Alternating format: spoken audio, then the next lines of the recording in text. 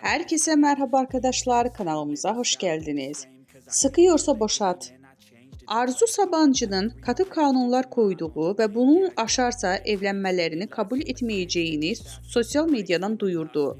Hande Erçel müstakbel kaynanasına öyle bir cevap geldi ki, ünlü oyuncu Sabancı'nın yaparsan oğlumla evlenemezsin, evlenmiş olsam bile boşatırım diye haber yolladığı ilk kanunu önceden çiğnediği hem de ardından sosyal medyada ilan etti. Hande Erçel Arzu Sabancı'ya sıkıyorsa boşat diye paylaşım yaptı.